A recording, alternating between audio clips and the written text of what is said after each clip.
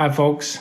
I figured it was time for me to let my subscribers know that I actually started another YouTube channel. Well, actually, I started about 2 months ago. Maybe you've already seen it. But it's an extension of my podcast, Keep the Flow. That's right, I'm also a podcaster. I've been keeping a lot from you. Sorry about that. Nothing personal. Honestly, I wasn't sure how it would go, so I didn't want to tell that many people about it. But the reception for the podcast has been great, and the YouTube channel is steadily growing. So I guess I'll tell you about the podcast first. I'm trying to make a new episode every week, and I've been able to maintain that since February, with the exception of 1 week where I was on tour. My tagline for the show is that it looks under the hood of the creative process to keep our creative engines humming. Cute, right? I explore topics centered around creativity, like curiosity and fear of failure. And I talk about my own history with creative pursuits, my successes and my struggles. I also interview guests from a variety of creative fields. So it's not a music or drummers only kind of thing, but of course I relate a lot of it back to music and drums since that's my forte. But I also have a background in graphic design and writing.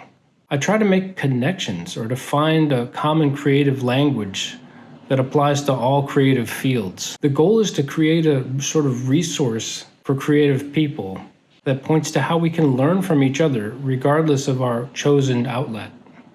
When I started recording this podcast, I had in the back of my head a goal of 10 episodes. I read somewhere that only 17% of podcasts I have notes here, hold on. Only 17% of podcasts make it past 10 episodes. So I figured if I could get to 10 and get past that, then it would be worth doing. And somewhere along the journey of trying to decide whether I wanted to become a podcaster, I heard the advice repeatedly that if you're going to go through the trouble of recording an audio podcast, you might as well set up a camera and make it a video podcast. And that's what I did after around the 12th episode. It's actually much more work than I expected. Turns out I'm not the most eloquent speaker. It takes a lot of editing to get to something that's presentable, but I'm going to stick with it.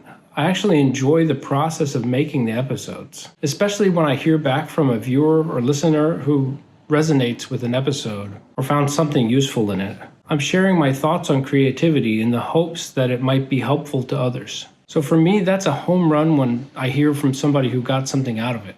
Again, the podcast and the YouTube channel are both called Keep the Flow. I'll link to them in the description.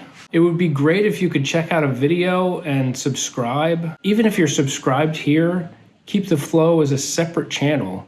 So if you want to keep up with Keep the Flow, you have to subscribe there. I'm going to continue posting stuff to this channel as well. I'm actually getting ready to record another studio album, so I'll have behind the scenes footage of that, as well as concert videos, and who knows what else. Okay, enough rambling. See you over at Keep the Flow. Bye.